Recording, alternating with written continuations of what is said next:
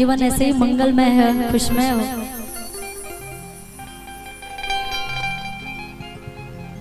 और बहुत बहुत धन्यवाद रवि जी को। कहाँ है रवि जी? इधर आए। बहुत बहुत धन्यवाद। मतलब कलाकार के बहुत प्रेमी हैं रवि जी, और आज इनके माध्यम से आप सब हमें देख पा रहे हैं यहाँ पे। इसके पहले भी अभी अनुपमा दी, धनंजय शर्मा सर, सभी लोग आ चुके हैं। तो आज हम लोग आए हैं। बहुत अच्छे इंसान, बहुत व्यवहारिक। बहुत बहुत धन्यवाद आपको भी। बहुत दिलदार आदमी बनी यहाँ के। प्रणाम रवि भैया। बहुत अच्छे गायक, बहुत अच्छे इंसान, विशाल गगन सर हम सबके बीच। सर का भी बहुत बहुत धन्यवाद। अभी कल ही हम लोग समस्तीपुर में थे।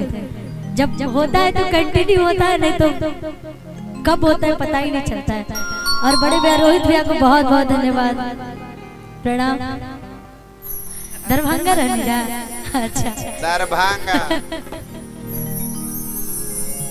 और यहाँ पे बहुत प्यारी प्यारी सिंगर आई हुई हमारी बहनें, आप लोग का भी स्वागत, अभिनंदन है। जितने भी कलाकार यहाँ मंच पे उपस्थित है सबका धन्यवाद। और हमारे म्यूजिशियन टीम और बड़े भैया आप सबका भी धन्यवाद। अहने जगन्नाथ हो वो आइल भी है। ओहो लोग के धन्यवाद। हम कहनी जितना कलाकार आइल बनी सबको हम एक बारी धन्यवाद देव और स्वागत करब, क्या कि हम अपने घर ही आइल बनी। मतलब रवि जी के घर, अपने घर। और साउंड का तो जवाब ही नहीं है भैया, बहुत अच्छा साउंड है आपका। बस ऐसे ही बरकरार रखिएगा अंत तक। दिलीप भैया देखिए आज दो परिवार के मिलन भइल बा, तो बहुत सारा गीत संगीत हुई और बहुत सारा गीत संगीत के फरमाइश भी बाटे। लेकिन उससे पहले हमने के हिंदू धर्म, सनातन धर्म में कोनो भी शुभ कार्य होला तो उससे पहले हमने के माता रानी के याद करेंगे। जब माता रानी के भजन से तम चाम की अपन कार्यक्रम के शुरुआत एगो माई के सुमिरन से करिए, ओकरा बाद से आप सबके फरमाइश पूरा हुई।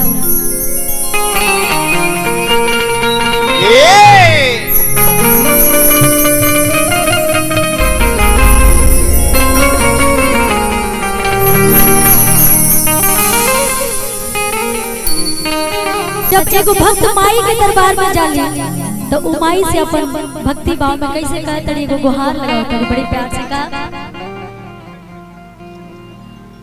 कि घरे घर जाके तू भूखवाला गइलू,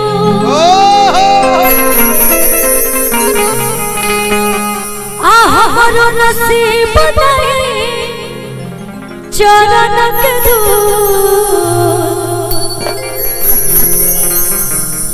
किए रहे आइलु मायरिया। जय हो जय हो।